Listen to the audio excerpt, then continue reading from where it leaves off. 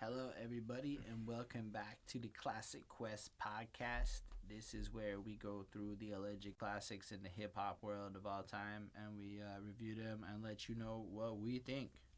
It's your boy HSR, and joining me tonight, it's your boy Chris Chrome. And always your lady friend Bonnie. Yes. And with episode 23, Chris, why don't you tell us what we are reviewing tonight? Well, for this week's episode, we decided to go with DMX. It's dark and hell is hot.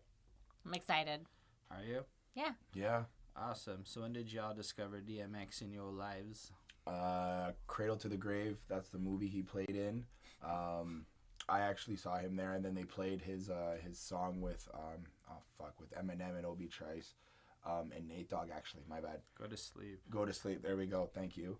And then that just unlocked the door for me for DMX and Ruff, Ryders. Actually, my dad and my mom used to listen to that track, so that was pretty cool. I was like, all right, cool. But actually, I knew 2 or 3 songs off this album, so I was actually interested to go back and actually really look into it. And you?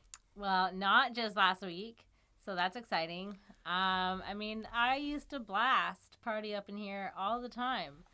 And, that's, a solid track for me. And it brings back fond memories. Oh, the nostalgia. And, some of the songs on this album I had heard, but, not really any of them that I could say, that I listened to, frequently or knew the name of or anything, I don't think. But Party Up in Here was definitely my jam back in the day. Definitely. Yes. It's a great jam. And you? Well, when I was 12, my dad had a bunch of rap CDs up, as I mentioned before, in the Snoop Dogg Doggy style one. And in fact, the best one of that bunch from my young perspective mind, which did include Jay-Z Volume 3, although that's not what we're talking about today.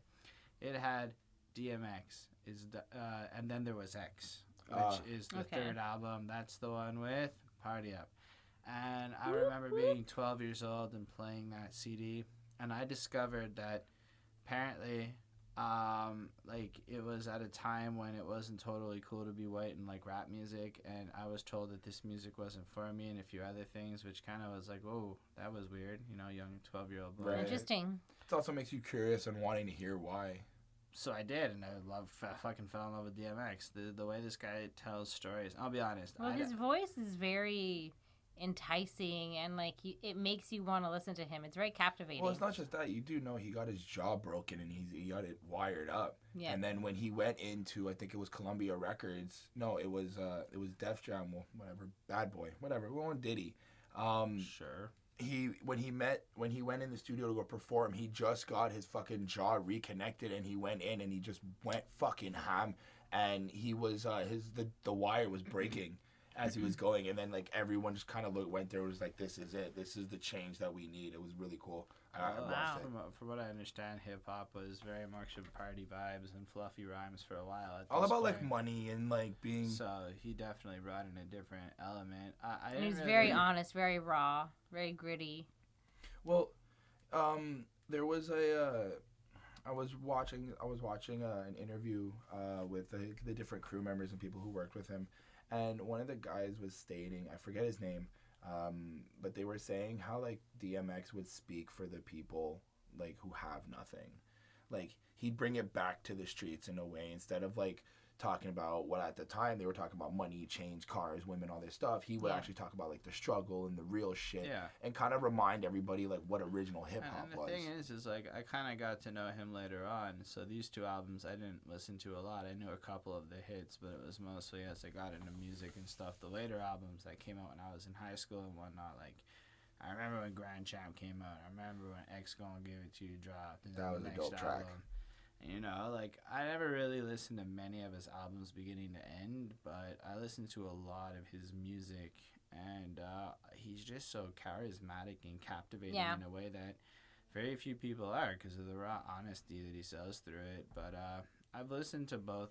I think I've listened to this album before at least once, but I didn't really appreciate it because it's kind of a grimy and dark experience. I mean, it's like the title implies. Well, I mean, like going back and really thinking of what he went through and all like the struggle plus the addiction and like the losses. I mean, and in and out of jail like constantly. Right, like just for stupid shit. I mean, he has a dark past and a dark history, and what we were explaining earlier when we were discussing, you and I, like he feels like he failed.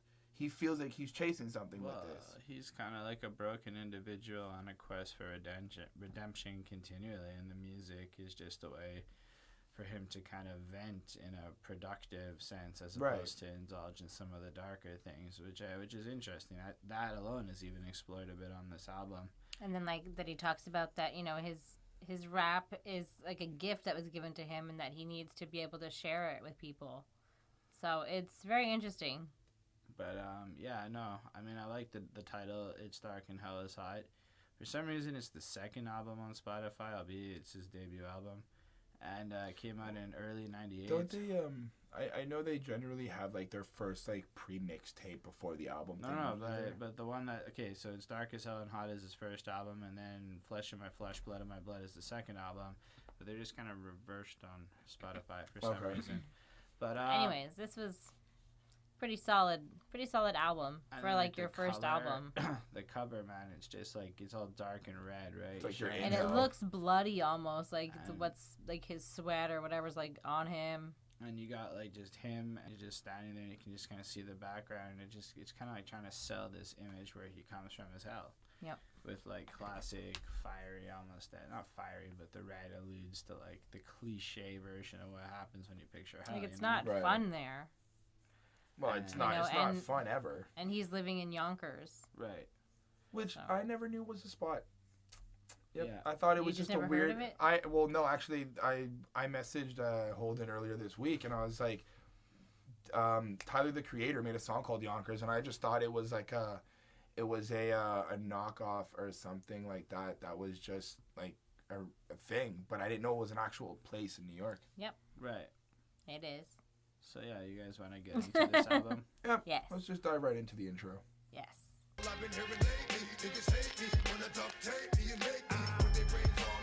What'd y'all think of this one? I fucking love this song. It's a pretty solid fucking intro. The beginning, when he first started talking about who the Rough Ryders were. Man's and him, 'cause my it's his people, right? It's his man. But at that beginning, I was like, oh, this is cool.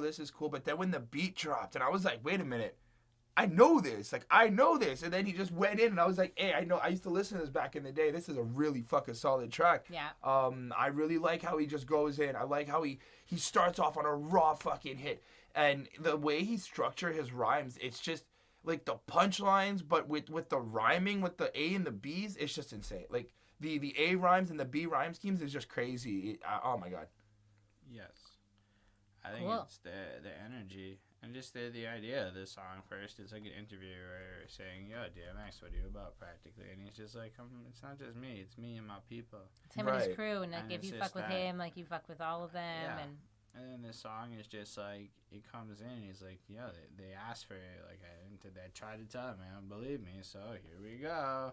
And he just lays down a harsh and vicious attack of, like, verbal assault. Like, his speed is incredible. It's not like what a Tech 9 or something would do. It's just he has so much to say, so he frantically delivers every line, trying to pack as many syllables and words and as emotion he can and passion in the words too. Like not just like to the technical like skill of the syllables and the placement of the words and the sounds, but like he wants to make sure that when he's going in the void, like going onto those words, he wants to bring that energy with him.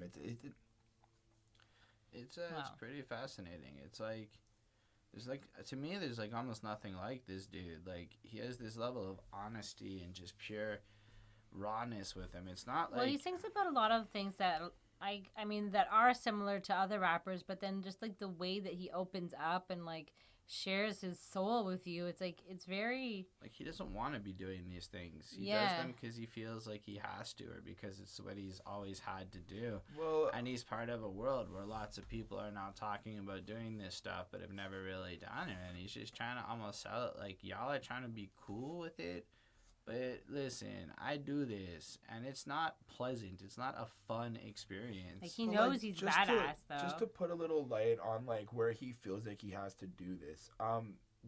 At a young age, he had an abusive mother, as well as, like, not being fed and not, like, she just didn't want to feed him and not want to take care of him properly. And so he went out one day and he basically robbed and stole because he was that hungry. Because he wasn't being fed, because nobody was actually giving him the nutrients, and like, yeah, once you understand that, you're kind of just like. But even without like knowing those specific things, right? Because he manages to sell his rhymes in a way where it's always been believable in a world where almost nothing is. Right. Like when you listen to a guy like Raekwon, no disrespect intended, but you can almost tell that it's metaphor. As much as there's truth behind it, the degree that he's describing things is allegorical and like it's almost like a fantasy mixed with reality. Whereas something like what DMX is doing here is just a psychoanalysis into the mind of himself. And he's just saying, like, it's almost like trying to just explain this is a little bit of who I am to the world. Y'all are trying to be this. This is just kind of where I come from. But he comes in vicious, like, with all the extremes possible. Like, he's like, I rob, I kill, I steal, I do what I have to do to survive. And he talks about, like, this, like, hoe that gave him a blowjob for free because like she knew that he was going to be famous one day. 2003 or whatever, 5 years later. Yeah. And what's insane is how prophetic that would be, because I think that was like the highlight of his career was around then. It was like his 5th album came out or whatever, and he really achieved everything. It was like true prophecy on this. Like he just knew at this time exactly what he was destined for. And you can just feel all of that in his very song. Well, he's always had like this connection to God. Well he God was raised Jehovah's Witness. Right. Know that I feel the presence of that on this song. No, I'm not saying the presence of directly on this track. I'm saying like when you bring up the fact that he kind of feels like he knows what's going to happen, like with the knowledge of like in 2003 I'll be this good. This is why you're doing this. Like I know I'm gonna make it. I know I'm gonna do something. You know. I feel like faith? Right. I would say that because of his faith, because of what he believes in, he feels like he knows what's gonna happen. It's very intricate and it's very cool. Fair enough. I gave this one a 5. I thought it was perfect. Nice. Solid. I gave it a 4.5. I mean, I thought it was a pretty damn solid, good intro. You get to know him and like his crew and like not to mess with them. Yeah, I thought it was pretty damn good. I also gave it a straight 5 on 5. It brought back a lot of nostalgic memories of being a kid, so that was really cool for one. But that's not the grading rate. Other than that, the beat was amazing. Again, the way he comes in is just insane, and it's just so raw and powerful. It's just amazing. It's a straight up banger, 5 on 5. Cool. All right, let's talk about the Ruff Ryders Anthem. Tapes, like you busting grapes. Think you holding weight, then you haven't met the apes.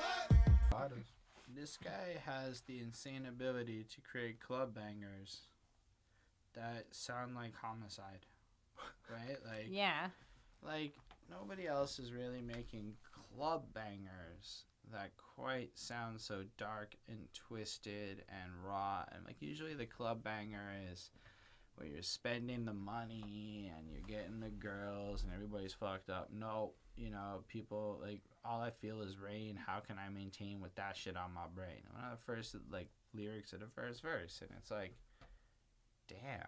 But like think of what he's trying to do with it. Like I didn't think of it that way at first, but now that you say that, I have this like.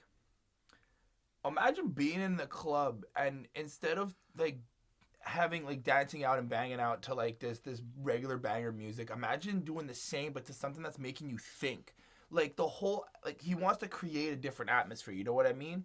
Like he's not just trying to have you have fun, he wants you to think about certain things. Well, I think he's reminding you of him. Well, it's kind of like nobody at the club's listening to the lyrics per se, but you can sing along to that chorus, right? Stop, drop, shut him down, up and up, like it's iconic as fuck. But then when you really get into the verses, it's not like people keep going with the verses in the club very right, often. right. Yeah. But when you're at home and you're really just still listening to that banger in your car or something, it is a completely different experience. And you're actually hearing what he's saying. And it's like, it's still hype. You still want to put it on because it just puts you in that same happy, euphoric place as you would be. And that beat, well, it gives you like that very like 90s and feeling. The calm nature of that beat with just packing so much punch, like militaristic almost. And then like he just comes in almost chanting every line, like da da da da da. I mean, I can't really say the first few lines. And then like it really like fucking just slams in, and every line is almost frantically, but with such discipline is delivered. Like he could do it 100 times exactly like that, but it's just so spastic sounding, and it so sounds much like a pain conversation again. more. I feel like when you listen to music nowadays, I feel like there's a certain type of like melody structure to it, as like you could tell they're kind of like rapping and singing to it. But I feel like when you listen to DMX, he's rapping, he's on point, he's on flow, he's got it. But I feel like the way he does it and the way he presents it, it sounds like he's actually just trying to have a conversation with you, more or less than just trying to rap. Well, he's talking to his audience. Like virtually, like talking is a strange word to describe. I'm being nice here. Yes, he's screaming and yelling 90% of the time. Aggressive but like way of talking. It's passion. It's not so much. It's just he can't help but get loud. But yeah, it's kind of more like because like him and his crew are the most badass. Right, like this is a warning. Like this is our anthem. This is who we are. It's not just me, as you said in the last song. Yeah. The whole squad is this real? Is this messed up? We have gone through this. We have seen this. We have survived this. You know, and it's just a fun fucking and like track. some of the things that like they talk about, it's like, you know, when he says that he got pinned for raping his ex or whatever, the girl that he was with. And then she gets pregnant and then has his baby, or I guess she has his baby, and like she just like pins rape on him, and so he's kind of like, this is the kind of shit we're dealing with, and you know, like it sucks. I mean, there's all these like terrible things that are happening to like them and their crew, but like some of it is sort of their own fault, but like not so much because like they just didn't have like parents around to raise them. So I don't know. There's a lot of aggression there. I think it's trying to say that like he recognizes that at least on this one, it's not really. It's really just we come from this place. It is this hard. There's so much on the mind. It's not really like we're gonna come at you to be like aggressive. It's just if you come at me, I'll react like this. And he feels kind of invincible because he says, "Badass N-words can't get to me." And so like that's for me like why I think that he kind of feels like, oh, like because I've got my whole crew. He's like, no one's gonna like fuck with me. So, but also he's different though. I feel like he feels like he's on another level than them. So yeah, and he's proven that he's not to be fucked with. Oh yeah, time and time again. I gave this a 5. I thought it was a clear classic. It's one of those songs that everybody can appreciate, regardless to what it's actually about. I know my mom bumps this.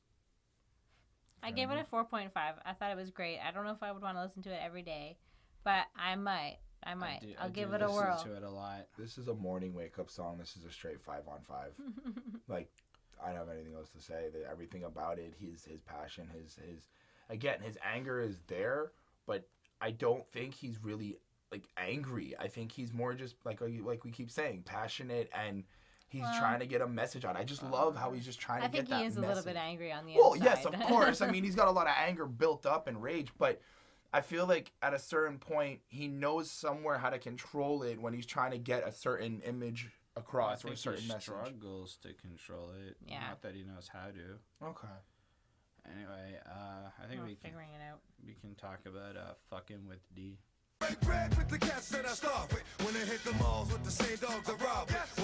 So we have more DMX. There's gonna be a lot of him on the Of album. course. No, I didn't try to mean it like that. No, this is a really good song. I actually liked it. It's upbeat. I felt like it was kind of like his own personal continuation of the last track. I mean, the last track was about him and his squad. Now he's just kind of reinforcing that if you fuck with him, he's gonna fuck you up and beat you up, and kind of do this. More than beat you up. In the first verse, he kills the next dude. Right. And then implies that if you even ask questions about it, what you're gonna find out is you can get the answer after he kills you for trying to investigate the situation. Yeah. Right. And then in the second verse, and like the life of a dog, and like that. There's a lot of dog references in rap music. It's interesting. His dogs are loyal. Yeah, right? when he was young and he was kicked out. When he was young and kicked out, and his mom. They're like symbolisms of violence and guard dogs, and they're scary and whatever. I guess, yeah. But they're loyal, and I think that if you look at how he uses animals, cats aren't the loyal people. They're kind of whatever their version of snakes are. Fake. Snakes are their own things. Rats are their own things, and so dogs are the animal you want to be. And here he's like in the second verse, he just wants to be with his crew, but then it turns out that you never really know who in your crew is true.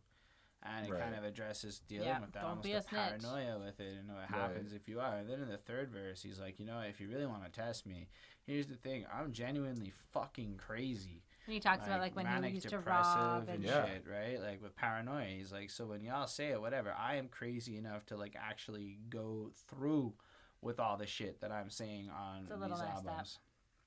And this whole song honesty. is kind of another warning saying, don't fuck with me. This is what happens if you do. Yeah. Right. Because I get the feeling that, he's all of a sudden hood famous, which means everybody wants to either be him or blah, blah, blah, blah, blah. And he's like, listen, man, I don't want y'all to make songs about me. I don't want you to mention with me. Don't fuck with me. Leave me alone. Yeah. Right.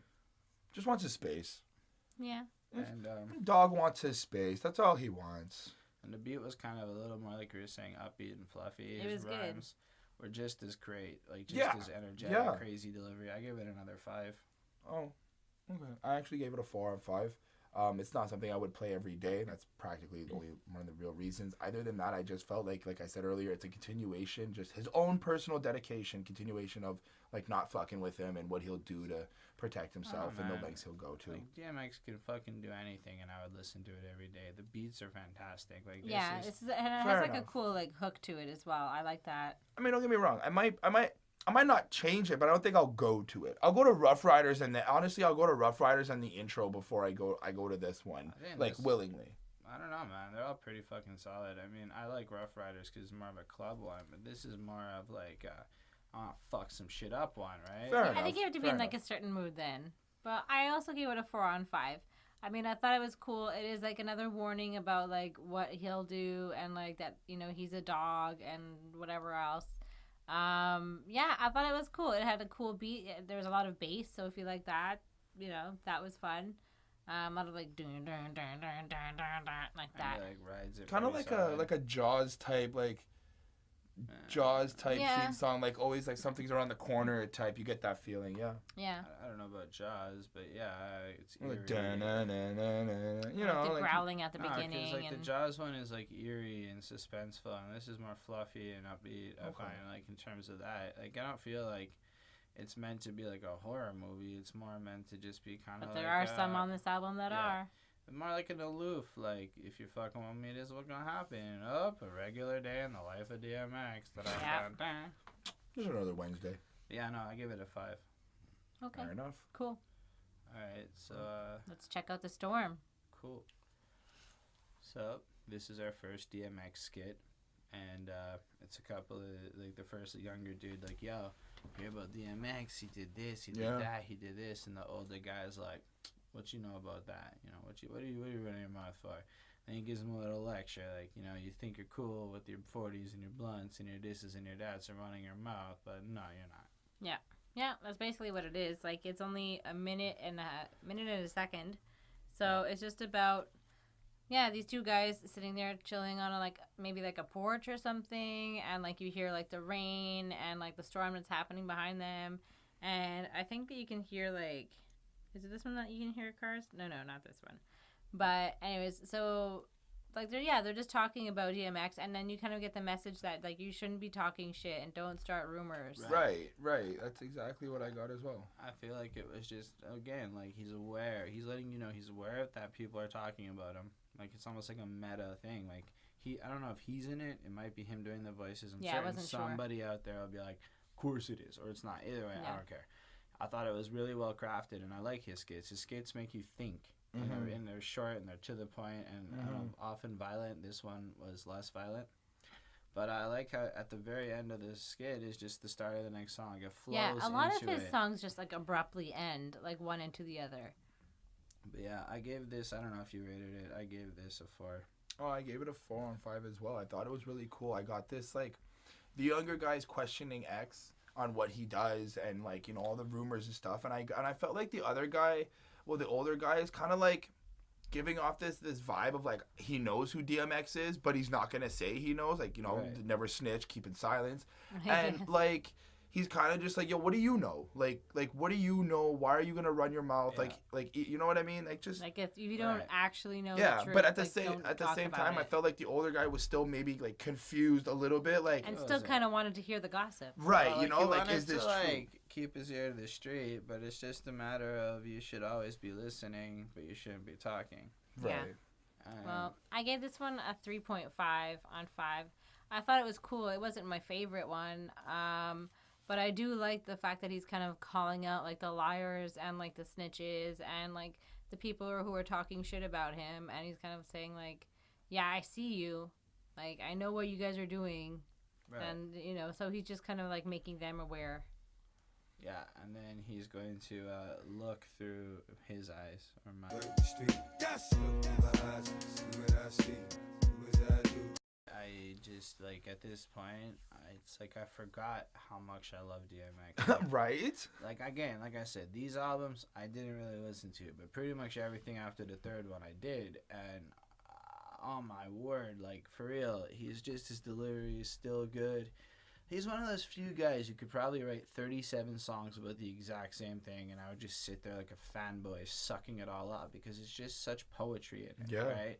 And that's, I think, another level of distinction that he brings to it is he doesn't care as much about writing bars as he does about writing an excellent poem to express a specific point. That's the thing. It's more about the message. Yeah. And in this case, it's like really almost like going biblical on you, like judge well, not, he starts off, it judged. Sounds like a sermon. It's part of a Bible verse. It's a Matthew 7, dash 1. So judge not lest you be judged, right? Yeah. And then, so it's a classic tone setter. And then the whole song is like, look, you'll think you know what you think you know about me because of X, Y, Z. And yeah, I do have money now. But see life through his eyes. And then he goes and tells you about his life. All sorts of details. And it's just like, it's not boring. It's like, man, when DMX talks about how a gun randomly appears out of nowhere, it's just like it's meant to be there. Whereas other people just kind of like, it just sounds almost staged or whatever. Yeah, like you put it there. Yeah. There's this authenticity to this guy's rhyming that I'm just enthralled with. And I think eerie. it's part of the. I don't want to say act, but I would say it's part of the act. Like, it's part of the whole package. It's part of I think that's the thing about DMX that's different. He's not acting, exactly. But he's very raw. I meant, like, part honest. of the package. Well, it's more like he went to Narcotics Anonymous or something, and they told him to, like, find God and write, like, confessional letters for your sins and stuff, and he took that really, really seriously and wrote albums. Because these are all confessionals to me. Like, they're all, like...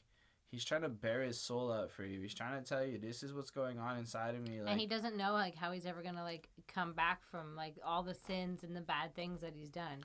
And, like, he's going to keep doing them because as much as he wants to be on this right path, there's so much behind him, so many scars. And the devil keeps taunting him and calling him. It's fucking crazy. For me, already another 5. Like, I was enthralled with this. And the hook here is still good. Like, look in my eyes and see what... Like, it's just, he's got that kind of ability to write a hit while writing shit that in theory doesn't make sense when you're writing hits, and I find it truly next level impressive. Another 5. Fair enough. I gave it the same thing. I gave it a 5 on 5. I really like how he can get the listeners to connect to him, and I got this, like, because the way that the skit, the previous track, the skit flows into this song, it's kind of like he's validating the rumors in a way, like. Some of it's bullshit, some of it's true, but this is what's really going on. And I like how he really depicts what he sees around him and what he sees in his environment and what he sees and how he feels to all of it. Like, that's how I got. I know it's a lot of, like, back and forth within himself throughout a lot of this album. No, but it is a response to what people are saying. It's Right. like, don't talk shit about what you don't know. Right. And here, let me give you a sample of, and now you have a better idea. Right. And like he's not faking it. Like he's being honest. Right. I felt like he just, in a way, he just wants you to take a moment to sit down, talk to him, listen to what he has to say, and then make a judgment. Regardless of what that judgment is, whether it's good or bad, that's the end result. But don't judge him before you actually sit down with the man. All right. Straight 5 on 5. I gave this one a 4 on 5. For me, like, I really liked it. I thought it was very, like, you know, he was very open and very honest, and, like, you know, he bared his soul with you. And, like, there were some, like, really, like, cool parts. There was one line that I really liked. And it said, feel the pain, feel the joy of a man who was never a boy. Right. For real. And, like, it's very, that's what he says, for real. I know. And, like, you can just see that, like, he's hurting. Like, he never really got to experience that. And, like, there was, like, another line in a different song where he said that, like, you know, like, right away, like, as a child, like, he had to be a man. Like, because nobody else was taking care of him, and he had to step in, and, like, he had to, like, you know, step up, and, like, he knew he had to protect himself, and, like, he knew that he wasn't in maybe, like, a safe environment. Right. So that's pretty scary for, like, a kid to have to, like, go through and understand. Another little insight, his mom took him to I want to say, like, a military camp type thing, but it's I don't think it's that. Please, somebody let me know, correct me. I did watch it. I'm having a mind blank right now. Mom did bring him to a facility, detention center, like a rehabilitation center type thing like that. Okay. And when he got there, like she kind of just sat there and asked him like, hey, like, so what do you think of the place? And he was kind of just like, you know, he's a kid. He doesn't really know. He had really nothing. And she's like, good, because this is where you're staying. And she just left him there. Like, there's a lot of issues that results in a lot of the things he feels. And, like, after really going into his past, well, not really diving in, like, just a lot of things I saw. Scratching the surface. Right, scratching the surface. Like, you kind of start to understand why he's like this and why he feels this way. And like we've already discussed, finding that connection to God, I understand why he's trying to, like, make amends with his sins. Although, yeah. Anyway, I just feel like this song is kind of focusing on the idea of creating context and not really about his mom or the rest of that. Well, no, I was. Which I can appreciate the history lesson that you're providing. It's just, you know. Anyway, the next track is "Get At Me, Dog." Get at me, dog. Y'all niggas want the rig. Get at me, dog. If I'm not mistaken, is the first single off the album and has the freaking strobe light music video where he's just all over stages. And if you're epileptic, you should definitely not watch this music video, because fuck, man. Oh my god. I feel like it was a terrible use of technology for the mid-90s to make DMX look badass. Now that we've gotten that out of the way, he's got fucking Sheek on it, featured. He's on, like, the chorus, kind of hollering it up with new music. Sheek Louch, I think is what his full name is. Yeah, if I'm not mistaken, he's from the Locks, no? Yeah. Right. And so then it's just more aggression. On this one I was like... He doesn't care what anybody thinks. Well, it's not that he doesn't care about anything, so I feel like he's calling out the people that are like, I'm a killer, I got this, I got that, and he's kind of just there like, yo, if you're really a killer, come at me. Like, let's go. That's what I'm saying. Like I call you out on your shit right now. He's kind of, like, furthering that. There was a couple of lines in the middle, like one that I don't know how true it is, where it's like people ain't been shot in a while, or people ain't done this in a while. Kind of like playing, like, hip hop's like a little more boring than it used to be, and DMX is now here to, like, challenge the industry about what's real, and to bring some realness kind of, like, back into it, because he and his folk are authentic, and they've been listening and they've been watching, and he has been up north, so he actually has, like, this split view between not only the streets, the line but the that prisons. He says is, up north this N-word never made a sound, breathe too fucking hard and you get bust down.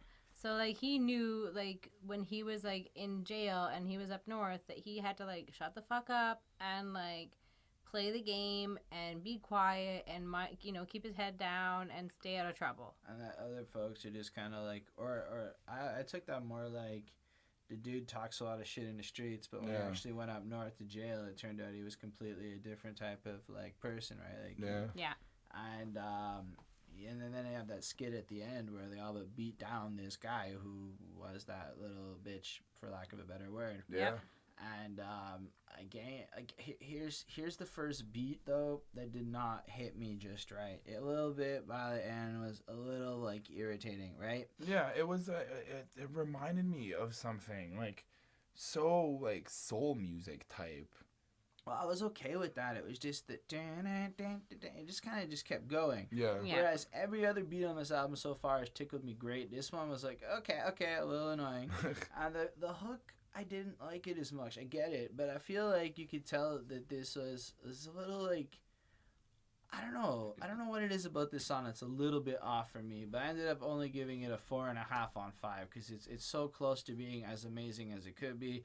So, the beat maybe with a slightly little variation, I could have enjoyed it a little bit more.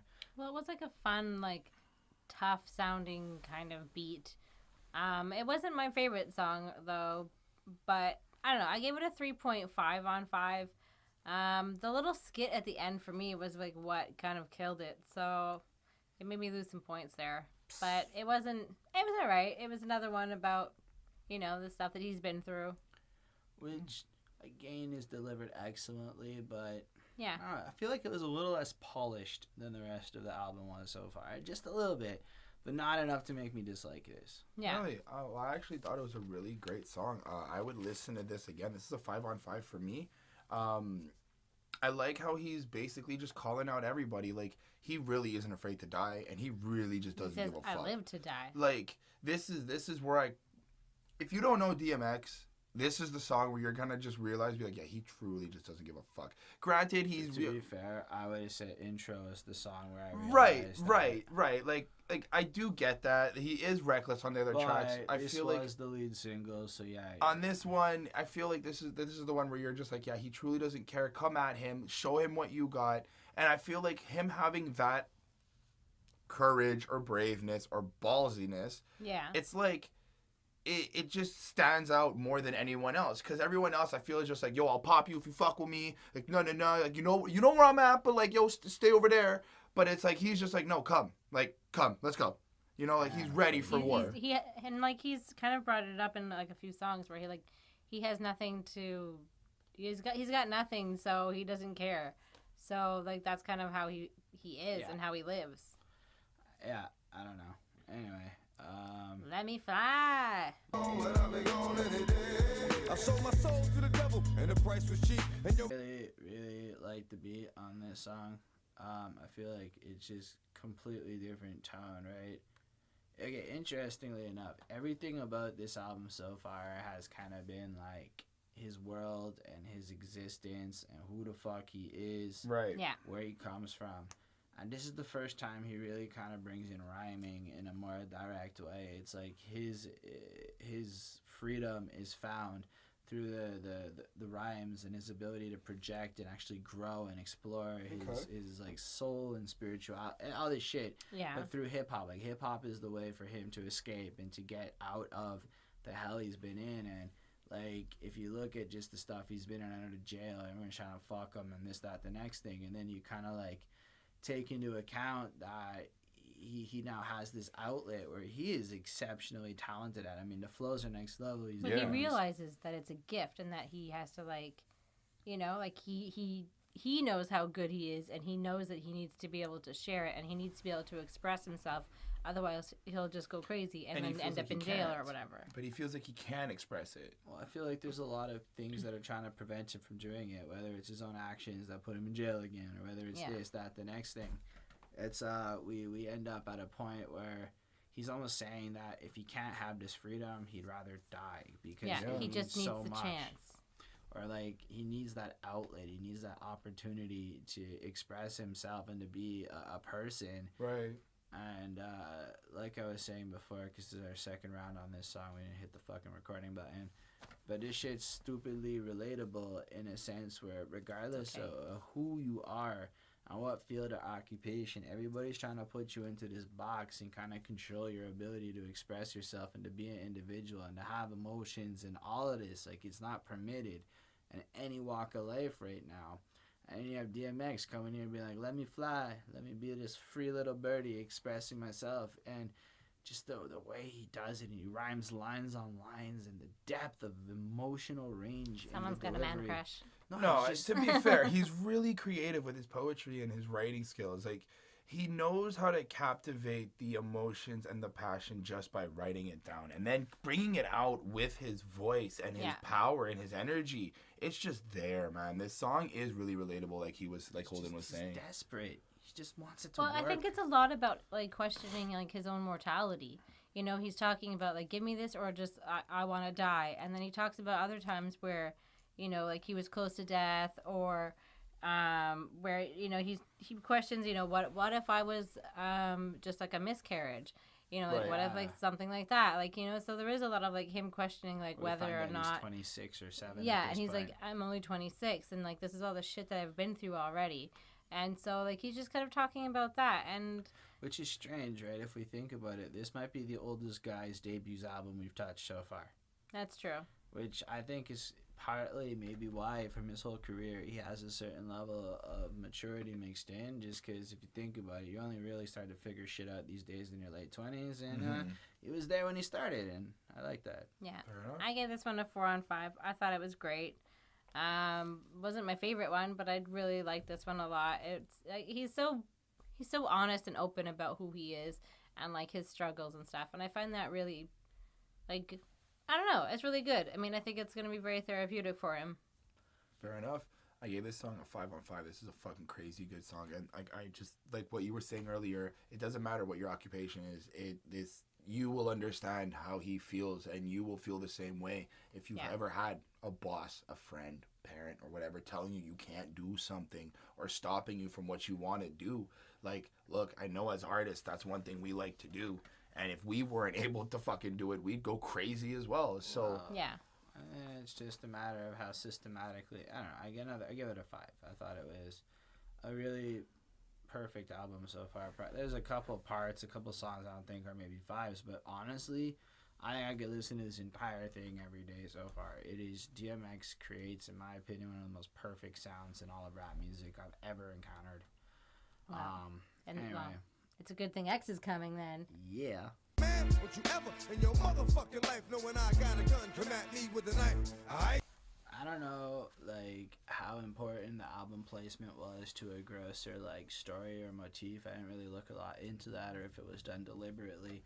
But I think it's really interesting that right after the track saying, let me express myself creatively, he comes with this. Well, somebody fucked up and somebody pissed him off. I don't think that's it.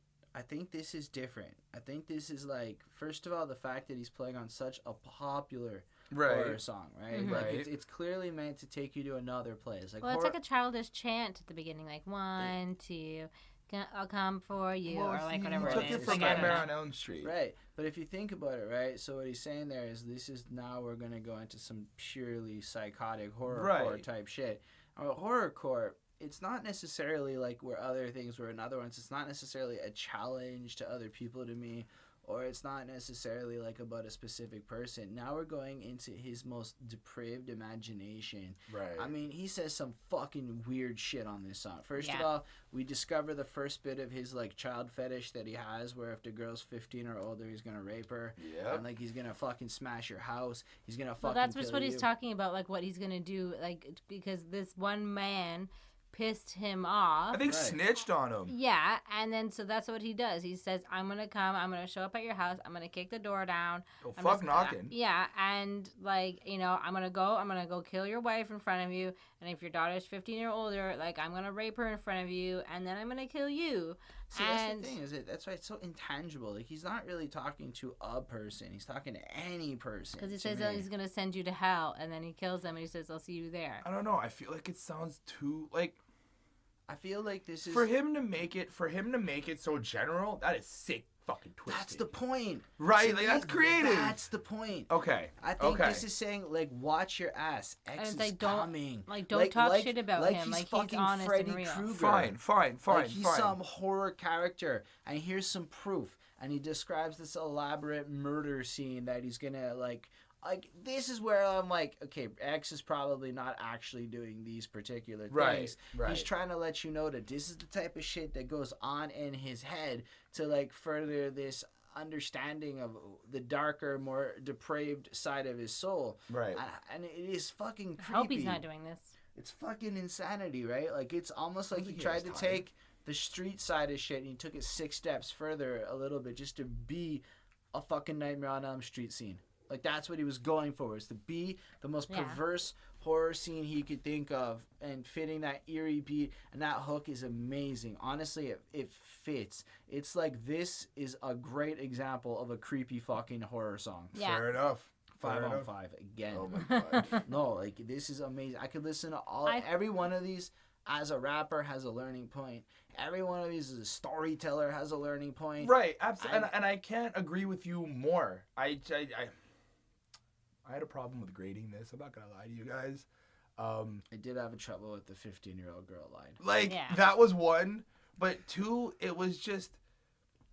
I feel like when we do give it a 5 on 5, it's something I will tend to listen to it more frequently. Maybe not every day, but more frequently.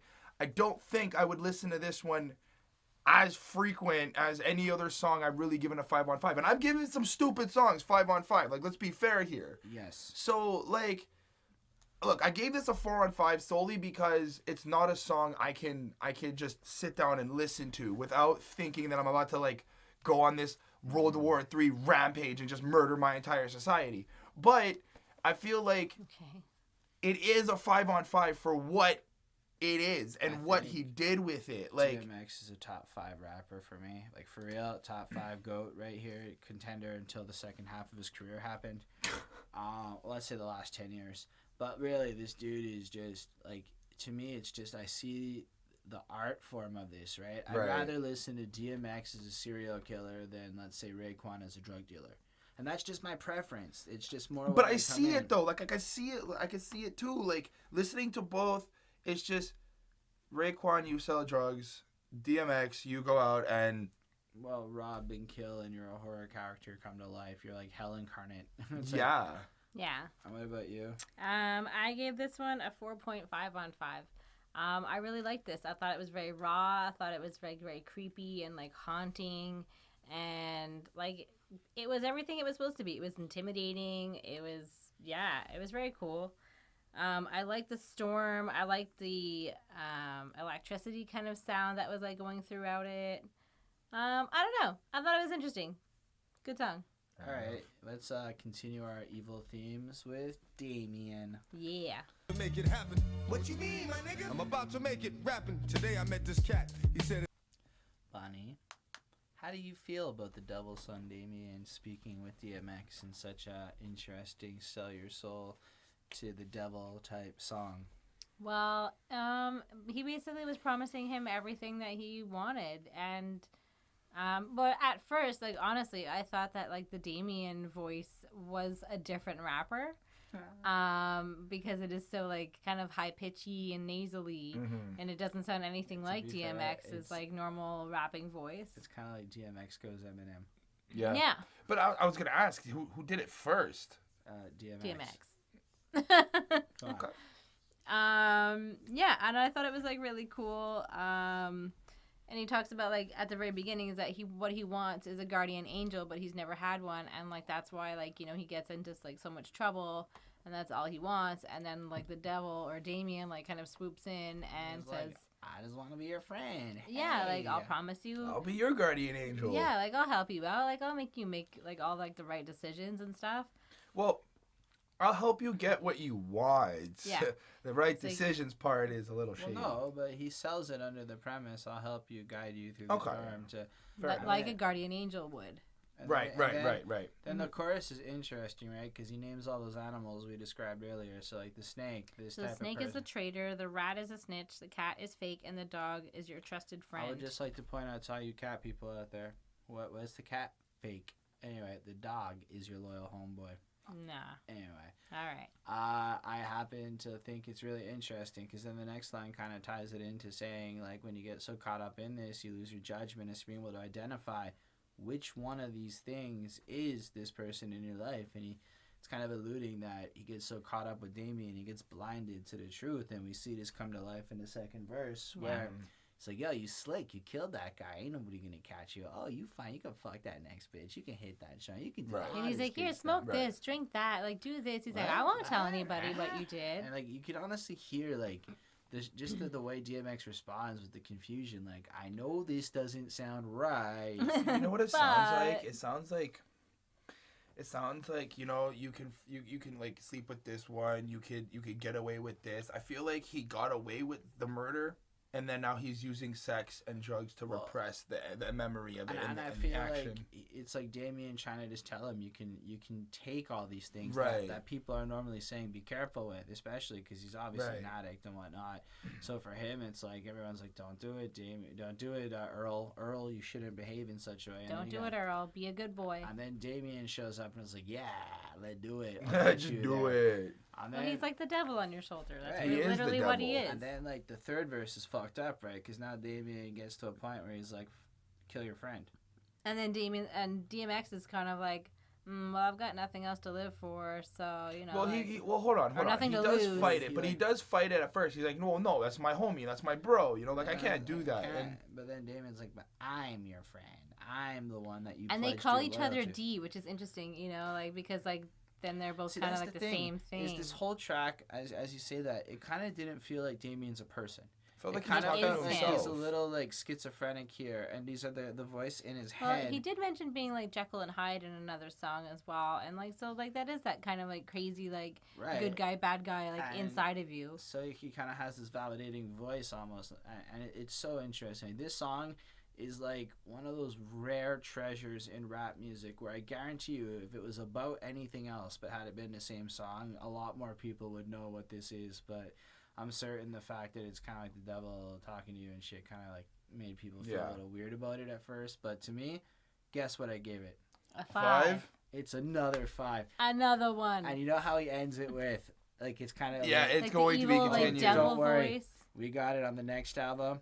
And then we got it 2 or 3 albums later, Damien 3, and there's at least 2 more. Isn't it Damien, The Omen, and then Damien 3? Yeah, and The Omen has a very special guest feature who we will talk about when we get to the next album of DMX. Fair enough. But really, to me, this is art. This is where you get into, like, taking the idea of songwriting and really pushing the frontiers of what can be done with your genre and really making it cool. Because by himself, he created another creative masterpiece on this fucking album. Yeah. No, absolutely. He really dives in and he really captures the conversations that he has with Damien, the devil, or even with himself that he has, even if we want to go with that he's schizophrenic. He really knows how to capture these conversations and bring them to life. And that was really, really artistically cool. And what did you give it? I gave it a 4.5. I thought it was really cool. And this is also, I like to like mention this now because I'm going to bring it up again later.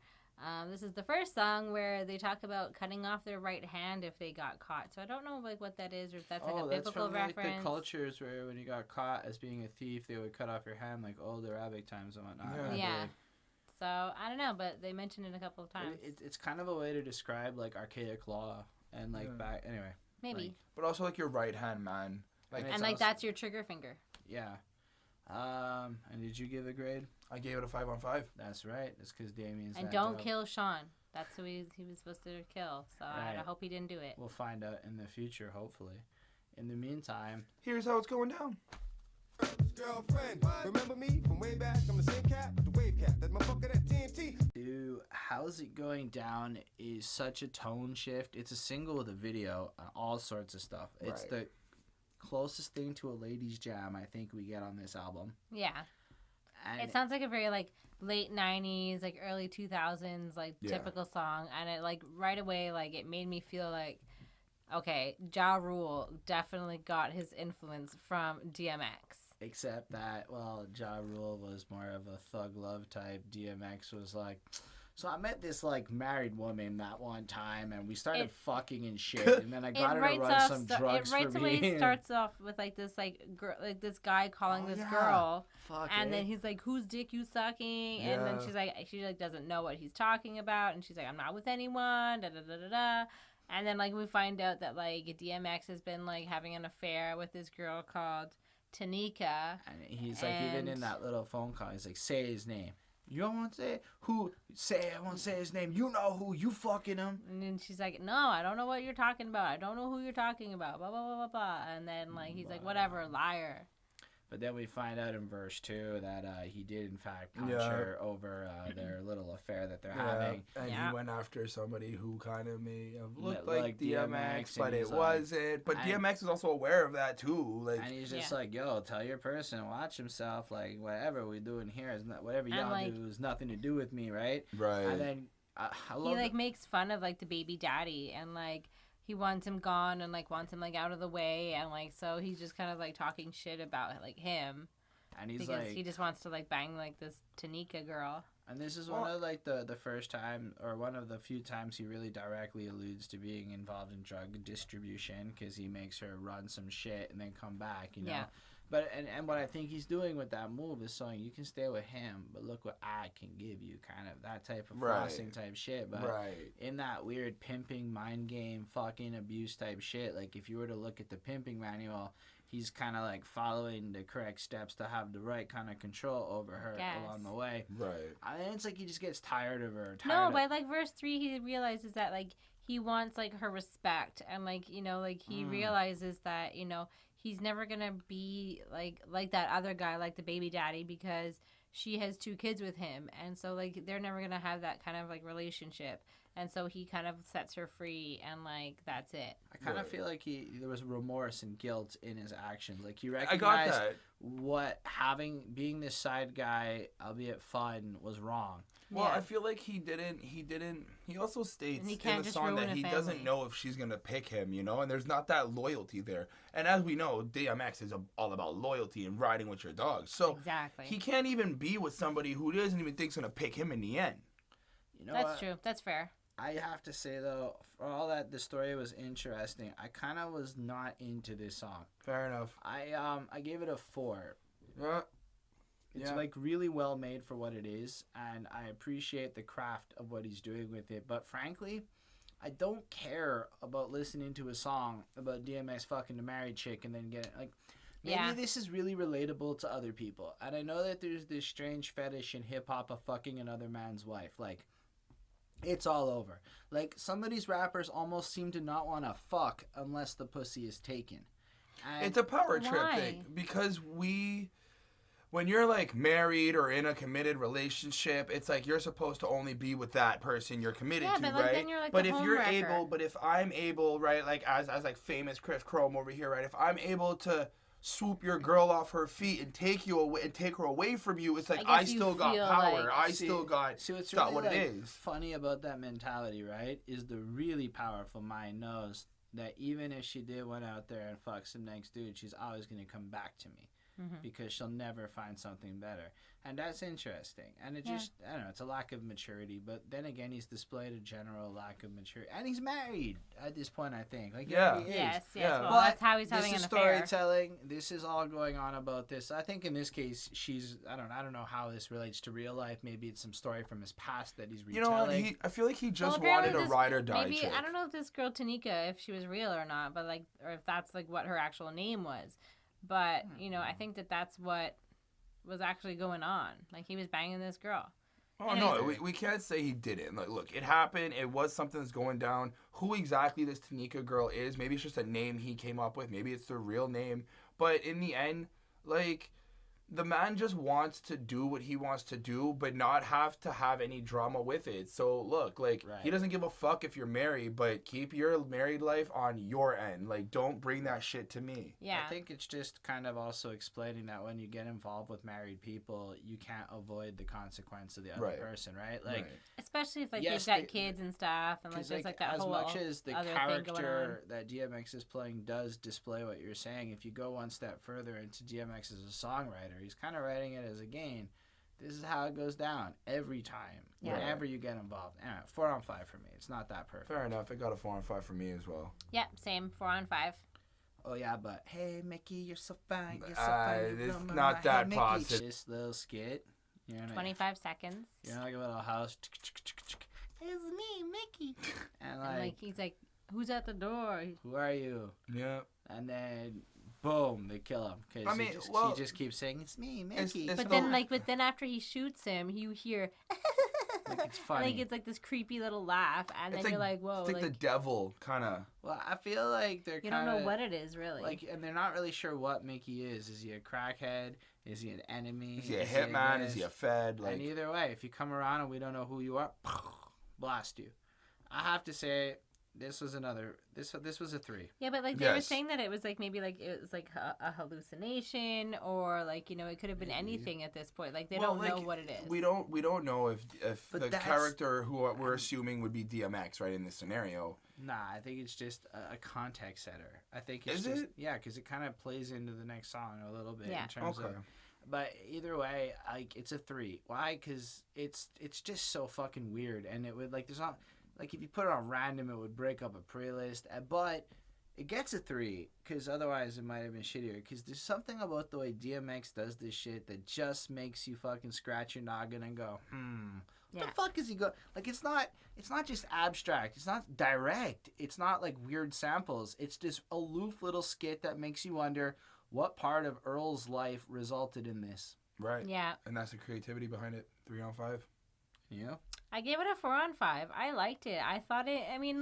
It's very short and sweet, right? But it's sweet. Like, well, not sweet, I guess. It's interesting and creepy, and like you don't know like what exactly it is that he's talking about. If it's like a hallucination, if it's maybe like his drug addiction that's knocking at the door. Like, what is it like that's showing up and being like, hey, it's me again, and he tries killing it, and he can't kill it. It's something more than just. Are you saying the laugh at the end? The laugh at the end is still Mickey, and he's kind of like, ha ha ha ha, like you didn't get me, like that kind of feeling. Like that's what I got from it. That's intense. And so for me, like it was like like they talk about Chucky and like that kind of thing, and like it definitely like in the 25 seconds, it definitely gives you a lot of visuals, and I think it does it really well. I got this like visual like sitting there like in like a broken down like living room, and then like. Yeah. He was in the kitchen in my mind. Really? Yeah. I see that. I see that. Like the table, just at the door. One of those gated double doors. Like a little like. Yeah. Anyway, let's talk about the next one, which is Crime Story. Yeah. It's kind of like Toy Story. But crime. Now I know I gotta get out of the city because I'm hotter than lava. I'll holler tomorrow. So this song, Crime Story, here totally reminded me of that Slick Rick children's bedtime story song. Except like jacked up and ready to like fucking blow your brains out. Yeah. And it was very fun, right? Like, so he goes to rob a guy. I thought it was fun start, right? Okay. And on his way getting away, all of a sudden he comes across some police. So you know what time it is, but he doesn't really say it. He just alludes to it. Right. Then the next day he's on the run because it's day 2. And he's like fucking bopping around, but he's hiding around. And then the cops like show up, and he's, I'm a woman. Pretending to be a chick. He fakes it. It's so funny. And then he like calls up his boy, and he starts to realize the consequences of being on the run. And his boy's like, "What the fuck you do? You fucking had the." Well, it's not his boy; it's his producer. Oh. It's the producer. It's it's the producer. He actually produced 11 tracks on this album, and they jumped into the hoopty. That was in the 3rd verse. Was it? Yeah, because in the second verse he calls somebody at the end of it. No, he calls him to tell him to get the hoopty ready, but then he hops in the hoopty and his boy is like, yo, what are you trying to do? And he's like, I'm trying to survive. No, that's before this. There's a phone call at the end of the 2nd verse. I don't remember. And he's saying, yo, can I come by like your place, man? I need to get out. And he's like, yo, what the fuck you do? They're trying to pat down my kid and all this other shit. Yes. That was not the same thing as the producer scene my bad. that you are in fact describing. Because in the 3rd verse, he comes up with like an elaborate plot to react. Yeah. And he needs the hoopty, he gets in and he's ready, and they're like, he's running, he's escaping, and then he realizes he's gonna die.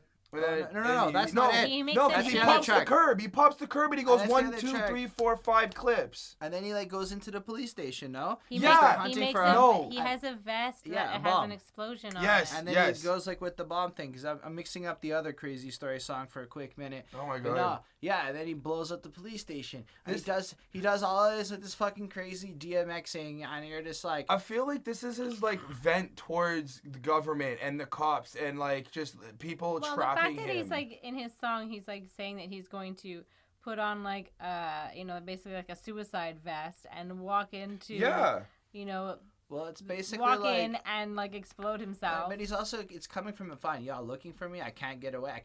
Fuck it. I mean, he's ready for war. As we've he described, talked about dying. If he says the choice between being trapped and dying, he will choose dying. I think it's beautiful. I think it's like it's a 4.5 on 5. Wow. This is where we start to get into the realm of I don't know that I could bump this one every particular day just because the beat wasn't 100, everything. But it was so interesting. Yes. And it could pretty much be played any day. Like, so far on this album, I'm hitting play and I'm running it through multiple times and I'm not even worrying once. This is great rap music. I'm fucking loving it so far. Fair enough. All right. I gave it a 4 on 5. I felt the same way. The story, the way he created the story was really cool, really interesting. Again, the man knows how to write. Man, sitting in that jail cell really allowed him to, like, well, yeah, nothing else to do. Well, clearly, but like shit, man, this man really knows how to write, and it's really cool how he comes up with these creative stories to express how he feels against certain things. Like, granted, I don't think he's ever walked into a police station and set off a bomb. I think it's a matter of the anger is there, expressing the fantasies that play out through his mind in a creative form. Right, but he has a lot of issues. I think, stuff in his mind. So I think that this is a really great way for him to be able to express himself. How did you feel? It was good. It wasn't my favorite. It told an interesting story. I gave it a 3 on 5. Jesus, Bonnie. Not very nice, baby. Sorry. Anyway, what we can say is stop being greedy. Okay.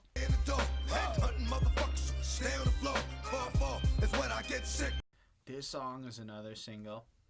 Well, I could see this one playing on like the radio. This is the one with the SWAT teams and everything in the video. Yeah. It's just really like over it's a really the top, like eerie start and beat, and it has like that organ kind of going behind it. Well, there's two of them in the music video though. There's 2 DMXs in the music video. Yeah. But I couldn't care less about the videos. This is not a good era of music videos in my opinion, so I might gloss over that shit. Fair enough. But what I can say is this song is fucking-tastic. I mean, that chorus is it's almost as big of an earworm for a single as fucking Rough Riders' Anthem. Like, well, it made me tap my foot, that's for sure. Like, it was good. Like, right away, I was like, It's just, y'all been eating long enough, now stop being greedy. Keep it real, partner. Give to the needy. You just can't get that out your head after. It just stays there and it plays. He knows how to capture that. And then the whole song is like, he's starving. He's ready. His ribs are showing. He's hungry. He's ready to go. Yeah. And he just fucking like is willing to do anything, but he knows that he needs to be rapping, and that rap is the way out. But because he's all paranoid and angry, and like he doesn't know what to do, and he's aggressive. He's just asking for the chance from the industry. Just that one opportunity. Give it to me. Give me that opportunity. Right. Like share what I've been working towards. It's kind of like the realness behind the DJ Khaled motivational meme, just like the raw dog version of it, I really like this jam. Guess what I gave it? 5. 4. Absolutely, it's a 5, dude. This song is so good. This song is like, it's catchy, it's poppy, you could dance to this, you could rap to this, you could vibe. I mean, we're talking 2-stepping. Because DMX doesn't really dance. I was tapping my foot, And like, I love the energy. I love the raw feel of it again. Like, I'm not bored. I'm really still pumped. Well, okay, at this let's point. be real. He's not boring. I gave this song a 5 on 5. The creativity behind this. I was joking with the 4, by the way. Relax. But like, this song is an amazing song on how he just So when I listened to it, I got like DMX was being like the Black Robin Hood. All right. Like, he's trying to take from the rich and give back to the poor. Granted, it is about him, and he deserves what he wants. Just to be clear, I'm pretty sure the song's about how he wants to take from whoever and give to him.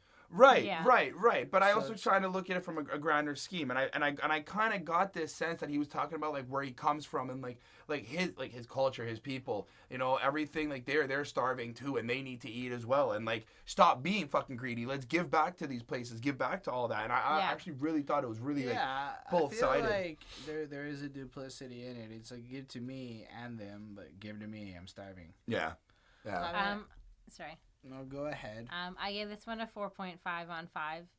I liked it. I thought it was creepy. I thought it was good. I thought, you know, definitely got like his point across. It was, you know, there's a lot of creativity, like you guys were saying, like in his music, but it just wouldn't be like my like everyday go-to. But it was very good. Stop being greedy, Bonnie.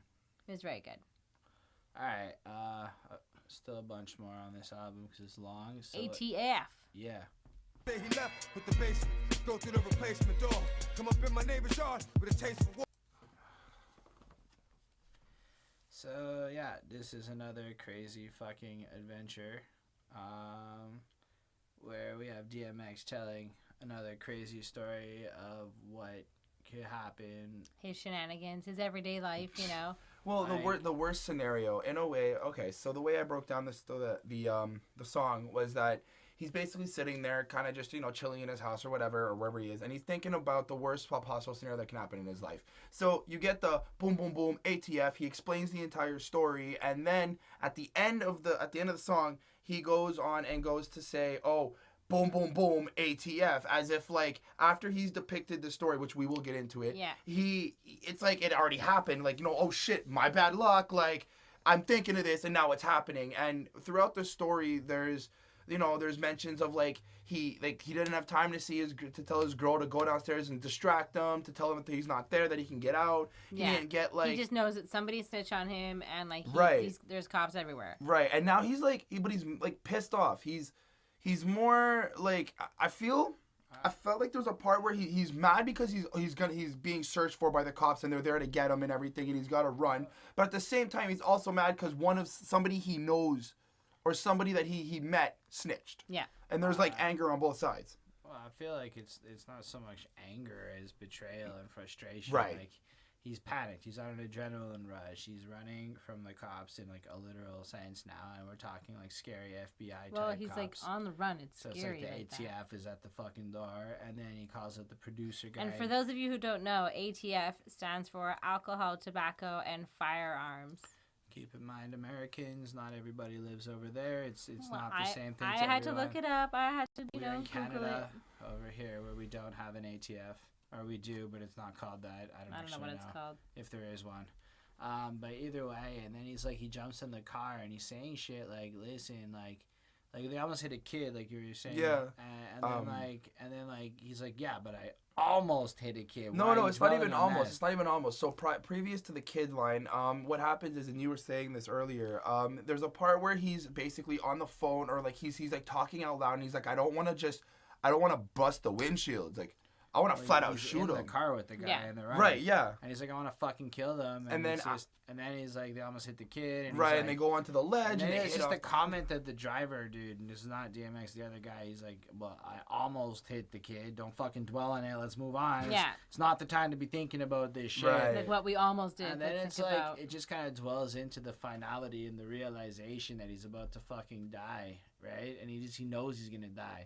And he engages in the fucking gunfight, and he's hiding behind the fire hydrant. And then it starts over. Boom, boom, boom, boom. But like, is he shooting at like maybe like the person who snitched on him, or is he shooting at the cops? No, he's shooting at the cops. He's shooting at he's shooting at the ATF. I was just checking. I was just making sure. It's just playing out like a movie scene. Like it's almost like he watched a bunch of action flicks and then wrote this song, and it was like almost like to me. It was but see, that's the clever part. It's like he knows how to depict this imagery on what he wants to say. Yeah. But then at the end, he's like, but then boom, boom, boom, ATF. Like, oh wait, is this actually happening? Like, is this about to go down?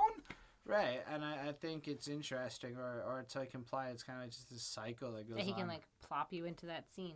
Yeah, I thought it was interesting. A cycle. Because I give it a 5 because it was a fascinating piece of storytelling. And you just love DMX so much. No, I mean, find me somebody else who's this riveting, who's this engaging, who's this... Like, there's a lot of people out there who, even really in our comments, like, the YouTube folk have tried to, like, be like, these are the best. This guy's everyone's entitled to feel that somebody's the best, but DMX is the best storyteller I have encountered in hip hop. And what I mean by storytelling is it transcends the words he uses. It's the emotional range. He's very everything. captivating. It's like going to church and hearing your fucking sermon being delivered by a guy who's killed motherfuckers. It's so fascinating.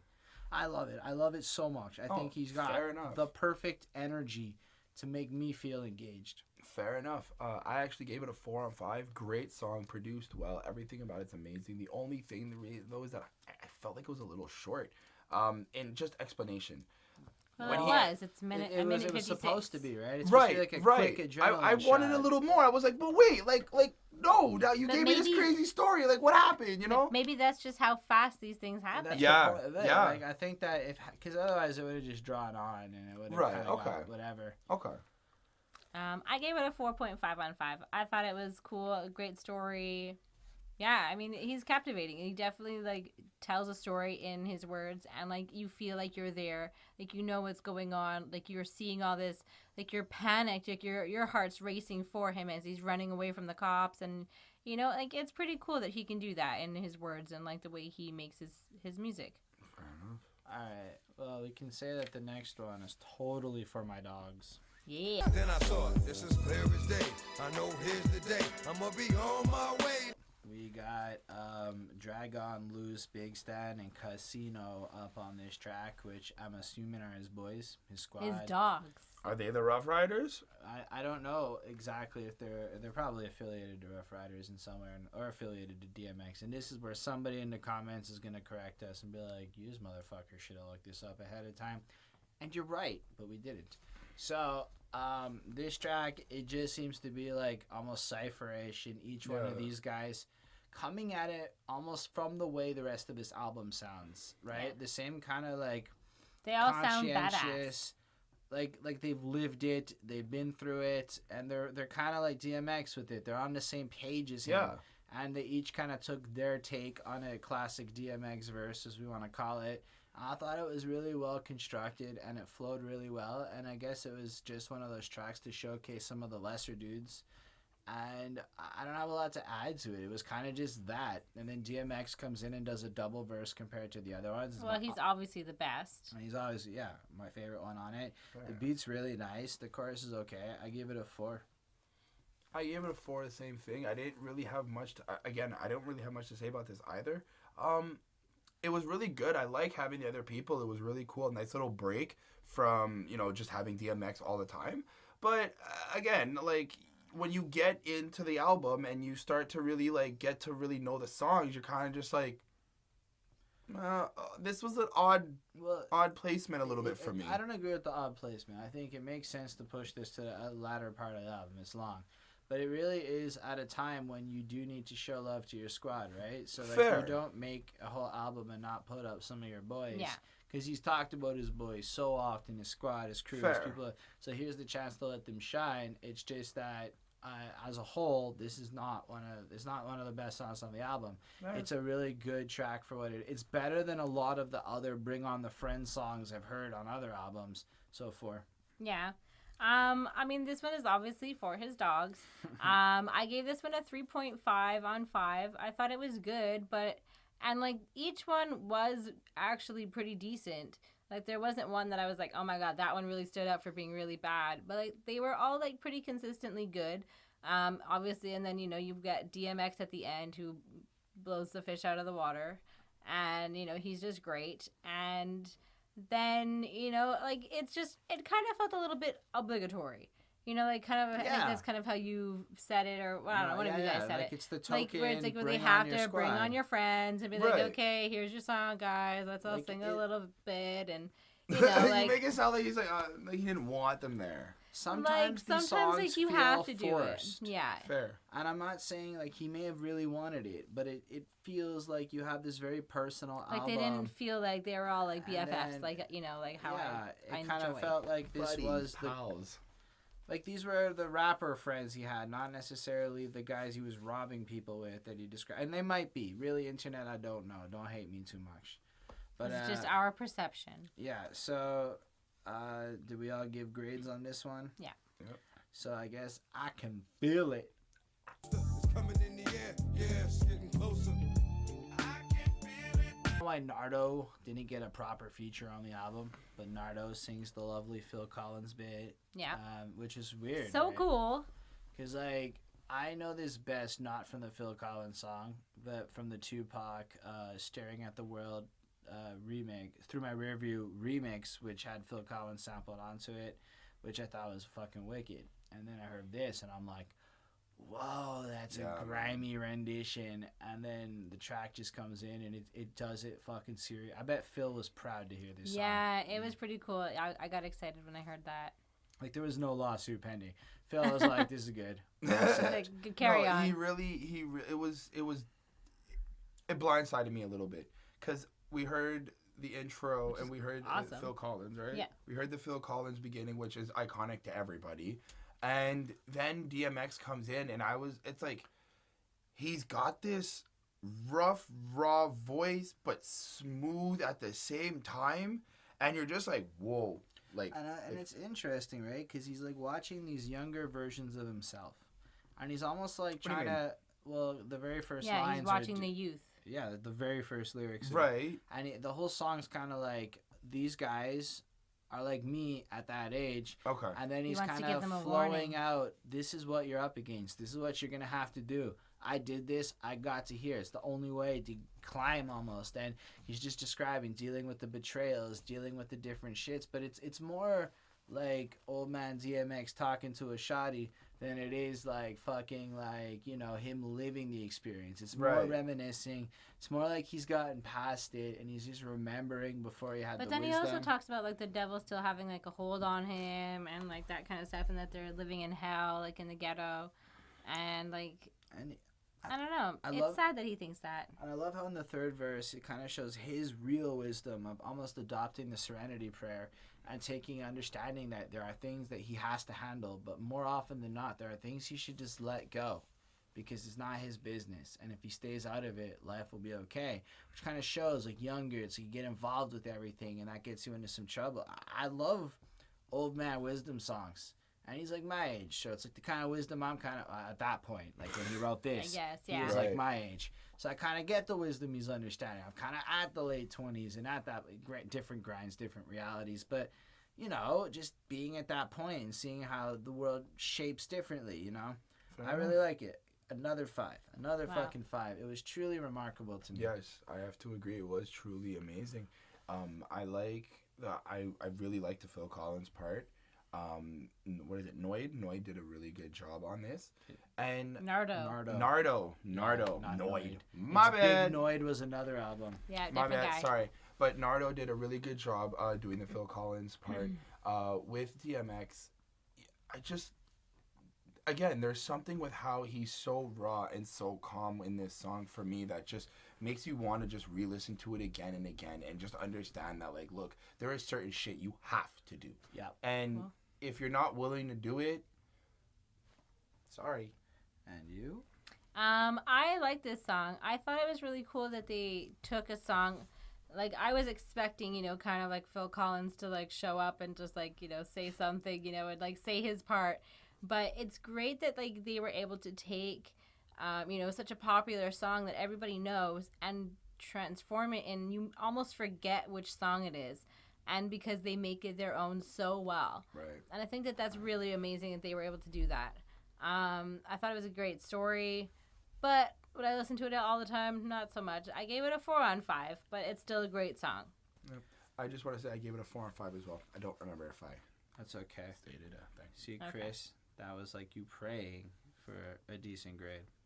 Not really. So it was only right that when you asked for this story, For real, a lot of rappers use like God and Jesus as like a ploy to look a certain way. The way this man prayed, and this track, it almost sounds like this is the conversations he has with God on a regular basis. Like he struggles, like he's a sinner and he knows it. Have you ever seen any of DMX interviews with like Breakfast Club or something like that?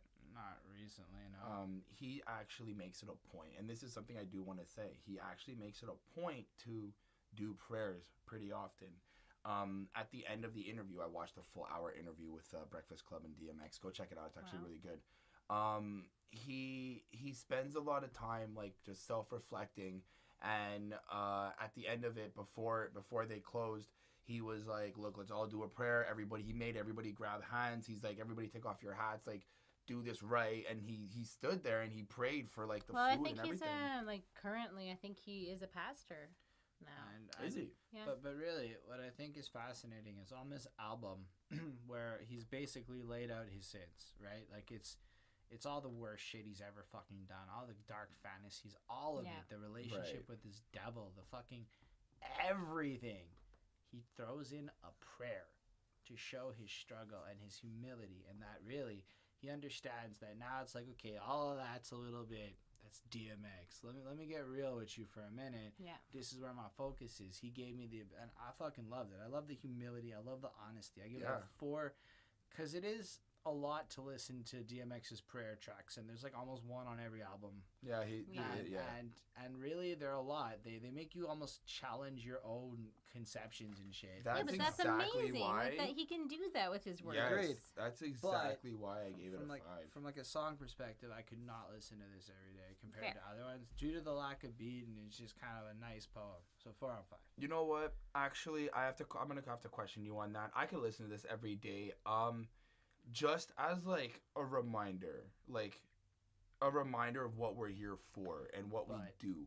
Like I get it. It's like so 20 plus years of theology up in the brain. For me, it's just kind of like he doesn't need a reminder. It's a different context. Fair. I already have my own relationship with God that has this inbred into it. Fair. So it's cool to see somebody else's. Fair. And it has a different impact, I guess, as a result. But no, I mean, I like other prayers he's done on other albums more than this one, which maybe doesn't seem fair, but it's not my favorite prayer track. No, fair enough, and I totally understand that, and like that's cool. I'm just saying, like, for me, I gave it a 5 on 5 because it's something that I'm not gonna wake up to it and bump it, but I might. You know what I mean? Like if I have one of those nights that's like really horrible, and then the next morning it's like I need something to change myself. It's like I could put this and just be grateful. What I would throw on is "Lord, Give Me a Sign" by DMX. Oh yes, but that's just another. I mean, but that's my point. Is so understanding the granularity. So for me, it's like he has better stuff than this particular. It's fine. Look, if we were in '98, I understand. But in 2017, I'm just saying. Okay, fine. But I'm gonna stick it with a 5 though. It's quality. Like. All right. Well, anyways, I gave this one a 4.5 on 5. His voice is like hypnotizing. It's like really raw and really honest, and like he's there and like he's being, he's talking about what he is, and there's a lot of feelings in this one. I liked it. All right, and it leads in perfectly to the Convo. When it's cold, see that light down the road? It's gonna guide you there. 2 sets of footprints. So personal. It's like the opposite of Damien. I said that, and I wanted to bring that up. Damien, he's very calm, but in like an accepting manner. Like, yeah, okay, I'll roll. Like, he's like eager and misled. Right, but he's not. But I feel like he's calm about it. Like he's not so like, oh my god, no. He's totally like that by the end of the song. I don't agree. By the third verse, he's tripping because he has to kill his friend. And right. And but I feel like in this one, he's more like angry and questioning God. Well, this is his conversation. I don't actually feel that it's so much questioning God, but him. It is a little bit questioning. It's more of like, God, where were you all this time? How could you allow this to happen? And then I swear I've heard the exact sermon in church, this whole conversation. Like, I've heard this in church before. Well, he doesn't know whether to let, he hears knocking, and then he doesn't know whether to let God in again. And that he's kind of he doesn't know whether to trust him after all the bad things that he's gone through in his life. And he's like, how can God let this keep happening to me? And then as he has the conversation, he realizes that it's a lot of when he was ready for God, he showed himself to him. And just because you thought things were what they were, your timing wasn't what mattered. What mattered is that I was always there when you needed me. And you need to remember that, which is really powerful. And then there's stuff like, even in the shootouts and the darkest of crimes, I was still there with you, holding you, and I was never without you. You were never really on your own. Right. It kind of, this is Christianity 101, like what it's supposed to be about, the idea of God loving you, and it's delivered eloquently, and the multiple voices to describe the conversation between himself and God, so introspective. I thought, a 5 on 5. Like, DMX doesn't just use God. DMX understands theology. He's read the Bible, and not just the Bible, but researched it, studied it, and done. He's done it right. He's a sinner who has found God the way most people should be. He's not a self-righteous asshole. Mm-hmm. Fair enough. Well, he sees like God as like, you know, like he realizes that he should follow him, and because, you know, he gave him life, and like he gave him a wife and kids, and he gave him the fame and success that he now has, and you know, like he has forgiven him time after time after time for all the things and sins that he's done. And so, like, he knows that, like, he has to trust him. And then at the very last line, he's practically, like, yelling it. And it says, and it was you that shined your light on me. And, like, that's, like, a biblical thing, you know, like when, you know, when Jesus, I think, or when God shone the light on someone. I don't know the quote, but I know. There's a bunch of different specifics that it applies to. But it was very, very, very personal. And, like, you don't really get to see this side with a lot of people. Like, just, like, their real inner thoughts about God and, like, their questions and, like, their questioning about faith and, you know, like, how can, like, all these bad things keep happening to me? And I'm sure that a lot of people going through what he went through, and, you know, a lot of people in, like, ghetto areas and stuff, they probably, you know, if they are brought up in any sort of religious way, I'm sure that they do have this kind of questioning, you know, it's like, why do you let this kind of shit happen if, you know, if you're supposed to be there and, like, have my back, like, how can I trust you? You know, like, this kind of struggle with their relationship with God. Even on top of that, if you are capable of doing even half the shit DMX has, if he can have this relationship with God, so can you. Yeah. Right, and that's why I actually gave this song a 5 on 5 as well. I think everybody... 5 on 5. Everybody should really take a moment to listen to this song and just... You know, there's times where you kind of feel like God's not there, if you're religious or not. I'm not, me personally, I'm not really religious, but I do catch myself sometimes going, okay, thanks God. Like, you know, it's just something I've been led to believe. It's something that's been around in my life that I kind of just, I guess somebody to blame or whatever. You know, that's on me. Don't kill me for this. Okay. But we all have I feel like everyone needs to have this, listen to this song as a conversation with DMX and God, and how he kind of realizes, like, you were there. Like, as much as I think, like, that's all it is. It's just, I think that everybody needs to just have this conversation and understand that, like, he is there for us, just not when you need him to be, when the time is right. Yeah. Okay. That's it. That's why I just think that that's why it's a 5 on 5. All right. Cool. So, N-Words Done Started Something is the last track. Dissing us. My 16s be so real, you can feel them in your vein like remember. So let me break this one down. This is Get At Me Dogs, but with the VIP squad. So now we're not bringing in the lesser names. Now we got the Locks, which is the three of them, Styles P, I think, Sleek Louch, and Jadakiss. But DMX was still the best. And then Mase. And Mase is one of those guys I would love to learn more about, and I haven't, because his career looks kind of goofy. But this verse was nice. I got to give him credit. Every verse on this song was nice. Everybody felt like they stood next to DMX. They had lived the same kind of world he had been in. It wasn't like the other guys who were trying to rap a DMX verse. These guys dropped their own verses that just stood next to DMX on a very, very popping beat, and I liked it. And again, it was the same kind of format. Everybody gets a half verse, and then DMX comes in with the longer verse at the end. But this one, he went in. Yeah. And it was just... See, this is a song where I would say is odd song placement. Like, we go through all the dark and evil, right? And then we come to, like, the prayer, and then the conversation with God, and then, all right, the squad's back at it again. Well, like, hold on. Think about it. Take the album as, since this is the last song, take the album as, like, a day in his life, or, like, a week in his thing. And it's like, you know what? We've been through all this. I'm doing my prayer. I'm having the conversation. And then, again, I'm still saying we're back at it. I find it strange choice to be the last track on the album. That's just me. Not that this is bad. I actually quite enjoyed this jam. I thought it was a really good beat and stuff. I thought it was really good, but weird to be the finale. I give this a 4.5 on 5. I was like, man, I'm happy we reviewed the Locks earlier on the podcasting life. It may have been 2016, 17, I don't remember. And the Locks, so I was like familiar. I was ready for them. And then I've heard Mase before. Like, I've heard all these people. And it was kind of like, wow, this time capsule of all these names I recognize now as, like, in their prime almost, coming up as, like, real folk with DMX and shit. And it's a true interesting piece of this grimier side of hip-hop. 4.5 on 5. Wow. I didn't think this one was as good as the other one with his group, like the one that was for his dogs. Okay. I don't know. For me, like, I didn't feel like these guys were like at the same like flow as like the other one flowed really well together, whereas this one I feel like they each kind of had their own kind of separation, so it wasn't, again, I don't know. It's funny because that's exactly what made me like this one more, because the other guys all kind of sounded a bit more like DMX clones. Dropping the same DMX, and then each of these dudes has their style and dropped their own style on this track.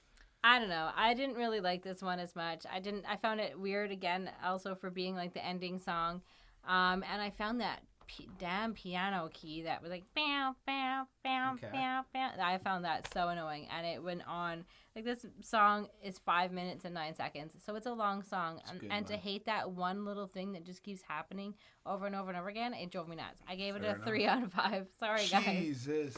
Well, I gave it a 4 on 5. I thought it was really cool. I agree with Holden. They did match up to X with their own specific way of going at it. We did review the Locks, so I was kind of prepared, sort of not. I didn't really stay on the whole Locks flex. Jadakiss sounds exactly the same 20 years later. Well, yes. Yes, Jadakiss is Jadakiss. Yes. But at the end of the day, I just wouldn't really listen to this song a lot, so I gave it a 4 on 5. But it's still really, really well done. I do like that DMX was growling at the very end of it. Like, that was like the outro of it. He was like... He's like, these guys ain't playing. These guys ain't, you know. Well, it would be nothing. They ain't no game. Growls. And then at the end, you know, like he kind of sums up his life as the dog and closes it with a growl. It's a fantastic closing, that part. I mean, look, I like this album. I think this is one of the best albums, in my opinion, that we've covered. Like, this is one of the first albums. This is one of your favorite albums that you've covered, right? I think. Yeah, like, this is one of the first ones where I really would hit save all and maybe only unplus a couple of them. And I could put this on and play it beginning to end. But I've got a bias towards DMX, and I don't think there's a DMX album right now where I don't feel that way. I even listened to that really... tried to listen to that really weird techno sample DMX. If you check his Spotify right now, it came out. The new one? It's really weird. So I'll even link to it below on top of this album, just because fuck it, new DMX, even if it's strange. But yeah, no. So you should still check him out. 4.6 is what I gave this album. I can't say it's like better than Illmatic or something like that, because that was a different type of great. But for what it is, for what I go for, the realness, the rawness, the truth, the honesty. Almost nobody can do it like DMX. And for all y'all who have been doing all these recommendations, if you know guys who are like DMX but better than DMX, I would love to fucking find out about that. Yes, that'd be cool. Teach us something. So this one, like, just made it into the classic category. It was a 4.05, making it 80%. So it was, like, really, like, just on the cusp. But, I mean, I'm really glad that it did make it into it. It is a classic. I do think that people should listen to DMX. I do think that he has a strong message. He's a little bit different. He's harder. Like, if you want something that's going to sound badass, like, listen to this. Like, he's, you know, Earl honest and badass and true. Like, he's so raw. And, like, he's not just, like, a cold kind of guy. He's very emotional, and, you know, it all comes out in his music and, like, just the way that he sounds. Like, no one else sounds like him. Except Ja Rule. Who tries to sound like him. Fair enough. This album got a 4.5 on 5 for me. It's a really great album. I really like DMX. There were certain songs, I think it may have been a couple of the skits that I was just like a 4 or a 3 that got it that. But other than that, this is a really great album. I mean, there is nobody else like DMX, and I am gonna go back and re-listen to a lot of this, and I am gonna go and like take the time to go follow up because I kind of fell off DMX as I was growing up a little bit. Yeah, there's a lot more albums for you to go through, young one. Yep. Oh yes, we'll get to them. Yep, but I know a lot. I know most of the singles though. Like a lot of the singles that come on the radio from those albums, I do know them and I have played them. So Chris, stop being greedy. It's okay. Anyway, guys, that's it for Classic Quest this week. Thanks for sticking around. Leave the comments below. To all your comments, and Bonnie does in fact get all the messages left to her. I get all of them, so I always appreciate them. Thank you guys. So like the video if you like it, hit the subscribe button, share it with your homeboys and we shit. look forward to doing more of your recommendations as we can. Leave us with the recommendations. And keep the conversation alive. Comment below, comment on each other's shit. Let's get this going. Let's comment on all our social media pages that are linked below. Share us if you like us. And let's look at like this oddest stuff through the lens of 3 fucking honky ass motherfuckers up in Canada. Yeah. Peace. Love ya.